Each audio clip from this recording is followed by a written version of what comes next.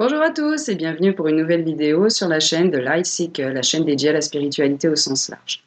Aujourd'hui, toujours pour parler de vaste sujet qu'est l'âme, j'avais envie de parler des thérapeutes énergéticiens et des troubles que nous rencontrons d'ailleurs chez énormément d'enfants, notamment par exemple les TDAH.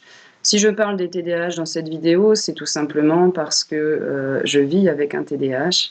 Donc je vois bien ce que ce genre de trouble peut créer chez les enfants, les parents, pour lesquels c'est vraiment un parcours du combattant, ou quand vous vous adressez à la médecine traditionnelle, bien souvent ce parcours est vraiment vécu comme un parcours du combattant pour les enfants et pour les parents. Les parents parce qu'ils sont sans arrêt confrontés au regard négatif que le monde leur renvoie. On va bien souvent, notamment en tout début quand votre enfant est jeune, vous allez avoir quantité de regards négatifs de la part des autres. On va vous faire des réflexions sans arrêt sur le fait que vous êtes quelqu'un de très laxiste, que vous ne savez pas gérer votre enfant, que si je peux me permettre de citer des réflexions que j'ai eues dans la rue, avec moi une bonne baffe et puis on n'en parlerait plus, le gamin il ferait plus suer, etc. Voilà, tout ce genre de réflexions complètement stupides de la part d'ignorants qui ne savent pas du tout ce qu'est ce genre de trouble. Je parle des TDAH, mais on pourrait parler d'autisme ou autre, hein. Enfin, c'est vraiment tous les types de troubles qui touchent les enfants et les adultes, parce que, par exemple, le TDAH ne disparaît pas à l'âge adulte. L'hyperactivité va se réduire, oui, jusqu'à être beaucoup moins visible, voire totalement inexistante. Par contre, le TDAH est un trouble qu'on garde à vie. Il faut donc apprendre à gérer, à contourner ce problème, à faire de ses faiblesses des forces pour pouvoir s'en sortir dans la vie et mener une vie épanouie. Là où la thérapie énergétique est vraiment très intéressante pour ces enfants, et là je me permets d'en parler dans cette vidéo parce que je l'ai testé tout simplement. Si je prends donc le cas de mon proche, celui avec qui je vis et qui est affecté du TDAH, donc le début de parcours de vie a été vraiment extrêmement compliqué. Comme je vous dis, des regards sans arrêt négatifs de l'extérieur, que ce soit sur les parents ou sur les enfants. Donc vous imaginez bien l'impact émotionnel que ça a sur un enfant quand à longueur de temps, on lui renvoie dans la figure que de toute façon c'est quelqu'un de mauvais, quelqu'un de méchant, quelqu'un qui est toujours en train de bouger, qui n'est pas capable d'obéir, qui n'est pas capable d'être sage. Du coup, ça renvoie également le regard hyper négatif qu'on jette sur les parents, qui jette aussi là, du coup, qui crée des disputes en fait entre les parents et les enfants parce que les adultes n'ont pas encore forcément géré le regard extérieur, apprendre à se fiche complètement de ce que pensent les gens parce que concrètement c'est votre enfant, votre conjoint, peu importe, vous le connaissez, vous savez bien sûr qu'il n'a rien de méchant, c'est pas quelqu'un de mauvais, c'est simplement quelqu'un qui a du mal à gérer ses émotions, qui a du mal à se canaliser et à fixer son attention sur quelque chose. À partir du moment où on a mis le doigt dessus, à partir du moment déjà où la médecine traditionnelle a mis le mot sur les mots de votre enfant, là déjà quel soulagement. Ce n'est pas un problème d'éducation, c'est pas moi qui ai pas bien fait mon travail, c'est mon enfant qui a un trouble et du coup ça fait partie de mon travail de parent de l'accompagner au mieux. Le problème souvent pour les TDAH, eh bien, c'est que la parole est extrêmement difficile. C'est difficile pour eux d'exprimer ce qu'ils ressentent, c'est difficile d'avoir un dialogue avec les proches pour pouvoir dire à l'instant T, je ressens telle chose. Et là où je veux tirer la sonnette d'alarme, c'est que si on n'agit pas pour ces enfants-là, ils restent toute leur vie coincés dans une image négative qu'ils ont reçue, qu'on leur a balancée en pleine figure depuis leur plus jeune âge. Pour stopper cet engrenage, justement, pour stopper ce cercle vicieux de on me regarde de manière négative, donc du coup forcément c'est que je suis méchant, donc je vais agir tel qu'on me montre en fait. Puisqu'on dit toujours que je suis pénible, insupportable, et je vais être pénible, insupportable, puisque c'est comme ça qu'on me définit. Et du coup, c'est l'escalade sans cesse avec les parents qui font bien souvent tout ce qu'ils peuvent pour accompagner leur enfant et qu'ils se retrouvent démunis face au mur, euh, à la fois de la médecine traditionnelle, hein, parce qu'on entend quand même fréquemment, là, que, notamment en ce moment, en 2023, hein, comme j'ai pu aller voir divers neurologues, etc., pour mon proche, on me disait que souvent que c'était la mode en ce moment, donc oui, bon, il y avait sûrement quelque chose, mais c'était un peu moi qui fabulais, et puis en gros, si j'étais beaucoup plus stricte avec, avec ce proche, et du coup, il y aurait beaucoup moins de problèmes. Ce qui est un ramassis de conneries, franchement. Je comprends même pas qu'on puisse encore nous balancer des choses comme ça à la figure, sans aucune considération ni pour les parents ni pour les enfants. Si on vient voir des médecins et des neurologues, c'est qu'on est bien dans une démarche de recherche, euh, de recherche de solutions, de pouvoir faire en sorte que les conflits n'aient plus lieu d'être. Donc ce qui a changé la vie de mon proche est également la mienne, c'est lorsque nous sommes allés voir une guérisseuse de l'âme. J'avais à ce moment-là épuisé toutes les cartes en main au niveau traditionnel, après des années de suivi psychologique qui n'ont mené absolument à rien, étant donné qu'il ne pouvait pas exprimer ce qu'il ressentait. Il y avait un blocage qui, je l'ai appris en allant voir la guérisseuse de l'âme, remontait à l'accouchement. Voilà, l'accouchement ne s'étant pas bien passé, mon proche était né avec le cordon autour du cou. Et du coup, c'est gravé en lui inconsciemment le fait de je ne peux pas m'exprimer, je ne peux pas dire ce que je ressens, tout simplement parce qu'au niveau ici, tout est bloqué.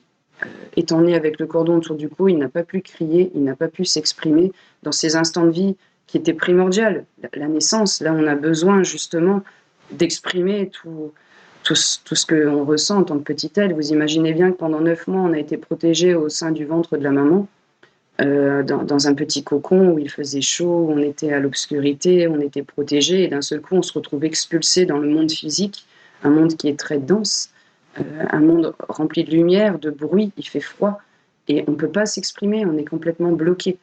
Donc il en suit une souffrance vraiment intense pour l'enfant, et également, évidemment, par répercussion sur les parents. Donc il a fallu quand même attendre une bonne dizaine d'années pour que je comprenne qu'il y avait d'autres choses possibles que la médecine traditionnelle, n'étant pas encore dans mon chemin spirituel à l'époque. Et j'ai bien vu la différence flagrante entre une séance avec une guérisseuse de l'âme et les séances de psychothérapie qui duraient depuis des années où, étant incapable de formuler ce qui se passait dans sa tête et pourquoi est-ce qu'il agissait tel qu'il agissait, les séances ne menaient absolument à rien, puisque si on ne parle pas, on ne peut pas avancer.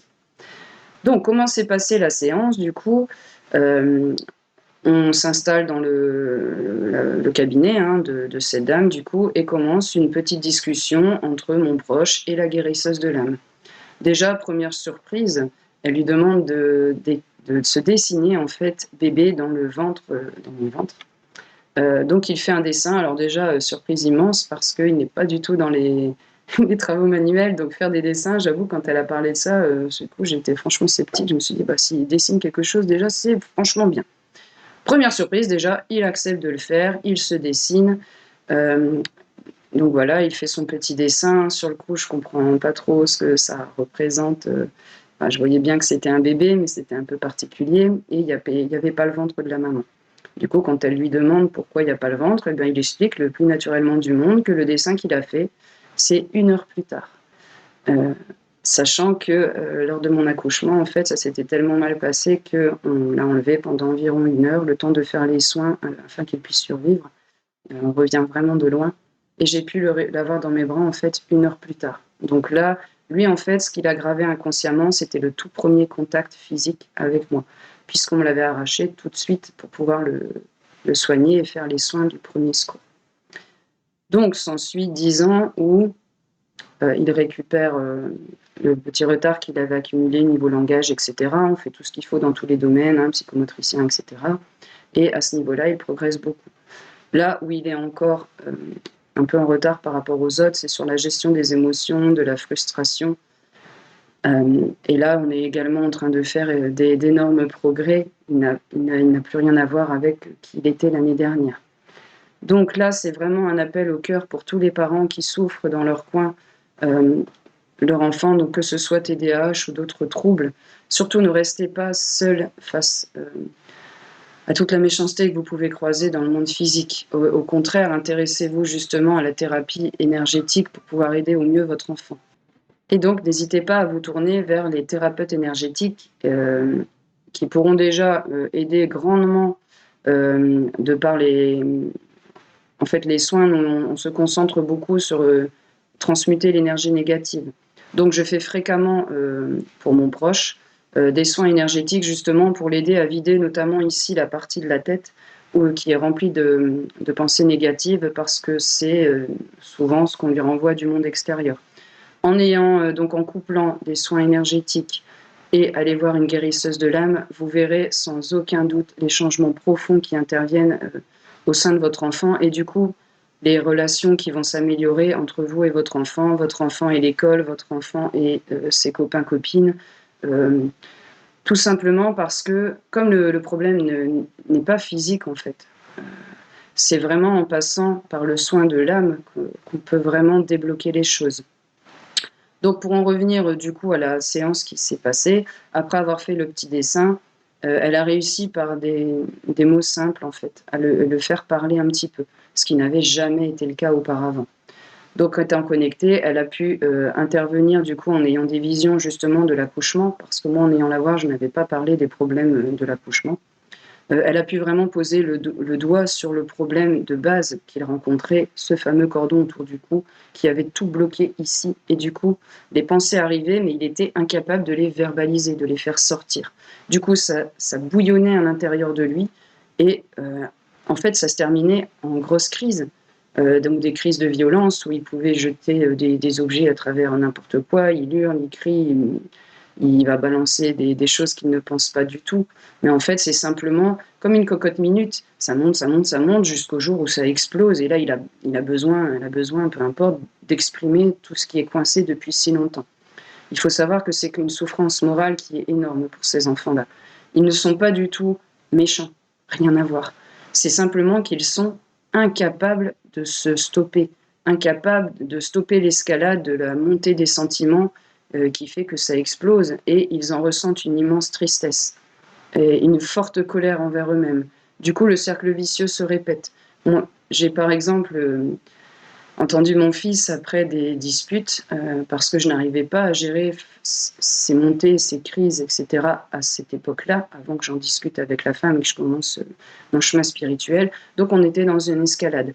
Je te demande de faire ça, tu le fais pas, tu me dis non, ben non mais là ça va pas, c'est pas possible, il faut faire comme ça parce que c'est comme ça, c'est important pour toi, etc. Parce que moi c'était pour n'importe quoi, prendre sa douche, manger, aller se préparer pour l'école, etc. Donc du coup je gérais sur le moment. Je te demande de prendre ta douche, tu me réponds non, hors de question, j'ai pas envie, hop, du coup ça montait un petit peu, du coup il se sauvait, du coup je lui courais après, enfin on se disputait, etc. On s'est bien rendu compte à un moment qu'on ne pouvait pas continuer comme ça. Il était en souffrance, moi aussi.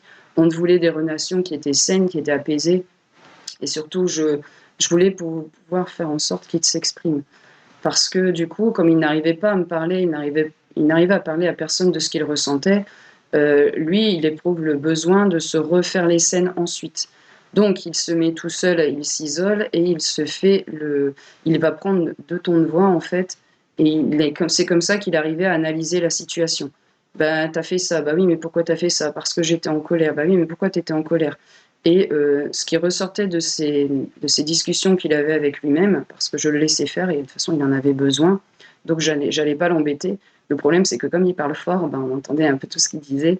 Et c'est là où j'ai pris conscience de la souffrance vraiment intense qu'il avait. Parce qu'à 10 ans, il avait déjà des pensées suicidaires. Et je ne pense pas que ce soit le seul dans ce cas-là. Donc ça donnait des choses du style, bah voilà, t'as tout gâché, c'est de ta faute. T'as vu la famille que t'as, et toi, t'es toujours en train de dire non, et puis tu cries et tu t'opposes, et tu dis des choses méchantes, et en plus tu les penses pas. Mais les gens, ils seraient tellement mieux sans toi, ta famille, elle a pas besoin de toi. Ils seraient mieux sans toi, donc bah, de toute façon, il vaudrait mieux que tu te tues, parce que ce serait mieux pour tout le monde. Je vous garantis que le jour où j'ai entendu ça, là, mon cœur s'est arrêté, c'était pas possible que je laisse dans une telle souffrance. Donc, la première étape, bien sûr, c'était de laisser finir ce qu'il avait à finir, d'aller taper à sa chambre et de dire bon, ben écoute, il faut qu'on parle un petit peu, qu'on en discute et qu'on apaise les choses. Et à partir de ce moment-là, on pouvait ouvrir un petit peu la discussion. Mais dès qu'on abordait ce qui était pénible pour lui, ce qu'il refusait d'entendre, là, il se fermait comme une mitre et il entrait dans un mutisme total. Donc, il mettait ses mains sur les oreilles, je t'entends pas, je chante pour ne pas entendre ce que tu as à me dire, parce que c'est trop dur d'entendre ce que tu as à me dire, même si je n'étais absolument pas dans le jugement. Le but, c'était justement de l'aider à s'ouvrir. Mais comme il n'était pas prêt toujours avec cette histoire de chose qui est bloquée ici, eh ben, on retombait toujours dans un mutisme total et impossible de s'en sortir. Donc à la suite quand on a continué la séance, il a fait son petit dessin et elle a été capable de pouvoir lui donner des conseils. Et surtout, grâce aux soins de l'âme, elle a pu débloquer ce qui était coincé ici. On a revécu la naissance lors d'une séance suivante parce qu'il ne fallait pas qu'il soit là. Ça, c'est pas les genres de choses que les enfants ont à revivre. Ça, c'est le travail des parents. Donc nous avons refait la naissance, mais cette fois-ci, une naissance normale. Une naissance où il ne souffre pas, il n'y a pas de souffrance fœtale, l'accouchement se passe bien, il n'est pas coincé, il n'est pas dans l'incapacité de parler à cause de ce satané cordon qui était coincé. Du coup, à partir de ce moment-là, à partir du moment où la séance a été faite, et à partir du moment où je suis retournée voir cette dame pour finir le soin, les choses ont vraiment commencé à changer. J'ai découvert une autre personne. Alors évidemment, c'est progressif. Il ne faut pas s'attendre d'un changement du tout au tout, du jour au lendemain. Mais les effets se font très vite sentir. Il est maintenant capable d'exprimer ce qu'il ressent. Et rien que ça, c'est un changement extraordinaire. On a mis en place un système, parce que moi, il fallait également que j'arrive bien mieux à me mettre dans sa tête et à comprendre ce qui se passe dans son cerveau quand en fait il y a trop d'informations. Je prends toujours le cas des TDAH puisque c'est ceux que je connais le mieux forcément. Un TDAH, vous ne pouvez lui demander qu'une seule chose à la fois. Va mettre tes chaussures s'il te plaît. Dès qu'on ajoute quelque chose d'autre dans la même consigne, c'est pas possible pour eux, ça fait trop. Mets tes chaussures et puis après ton manteau et ensuite tu vas mettre l'écharpe et là on se prépare pour partir. Stop, lui il est resté coincé au premier niveau, mets tes chaussures. Et tant que ça s'est pas fait, sachant qu'il ne faut pas que dans son cerveau il y ait autre chose qui soit apparu et que du coup son attention fluctue, parce qu'il va y avoir une pensée parasite qui va arriver, hop, il va la suivre, et là d'un seul coup, il se retrouve 10 minutes plus tard, il n'a toujours pas mis ses chaussures. Et du coup, vous, si vous n'arrivez pas à vous mettre dans sa tête, mais c'est pas possible, quoi, il fait exprès, enfin ça fait 15 fois que je lui dis, on doit aller à l'école, on n'a pas le temps, etc., etc. Donc du coup, on s'énerve. Ouais, ça fait 15 fois que je te le dis, etc. Du coup, vous envoyez de la colère. Lui, il comprend pas parce que dans sa tête, il était en train de faire quelque chose et il allait faire ce que vous avez demandé. Simplement, là, il n'était pas prêt à ce moment-là. Du coup, c'est quoi? Elle m'agresse, elle est en colère. Du coup, hop, je réponds, etc. Et du coup, on s'en sort plus. Donc, on a mis au point un système avec lui, un système qui fonctionne pour nous. Je ne dis pas que ça peut fonctionner pour tout le monde, mais en tout cas, ça peut être une piste. Il faut tenter. De toute façon, vous n'avez absolument rien à perdre. Quand c'est trop pour lui, il me dit stop. Stop, là je peux pas, il y a trop d'informations, arrête, ça monte, faut stopper. Je comprends tout de suite, du coup, au lieu d'être dans mon cheminement habituel, bah oui, mais dépêche-toi parce qu'il y a une école, machin, stop. Ok, d'accord, alors t'en es où? Qu'est-ce que tu es à quel niveau là? Qu'est-ce que tu as besoin de faire là maintenant?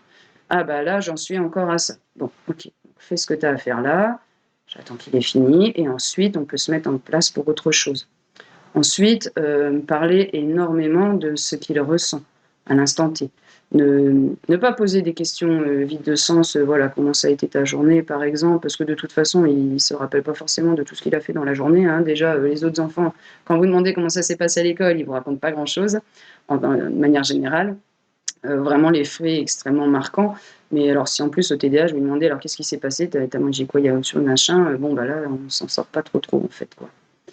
Donc vraiment accueillir et puis pour une situation donnée, voilà, par exemple, là c'est le moment de prendre ta douche, non, pourquoi du coup non, qu'est-ce qui se passe? Là je suis pas prêt parce que j'ai pas fini ce que j'étais en train de faire, mon petit jeu. Donc laisse-moi 5 minutes et dans 5 minutes tu viens me chercher et là je serai prêt. Donc c'est toutes des petites choses qu'on a mis en place, prévoir. Essayer de faire aussi des listes pour l'aider à plus d'autonomie, donc dans les pièces de la maison par exemple, déposer des petits post-it. Le créer avec votre enfant pour qu'il participe et que ce ne soit pas une liste de corvées qu'on lui donne à faire. Là, tu es dans la salle de bain. À quoi ça sert une salle de bain? Qu'est-ce qu'on peut faire dedans? Qu'est-ce que tu dois faire tous les jours? Il faut se laver, ok. Donc si on reprend rien que l'exemple de la douche avec un TDAH, tous les jours, on doit reprendre. Tu commences par le haut, tu commences par te laver, par exemple, les cheveux, et après tu descends, et il faut te sécher, etc.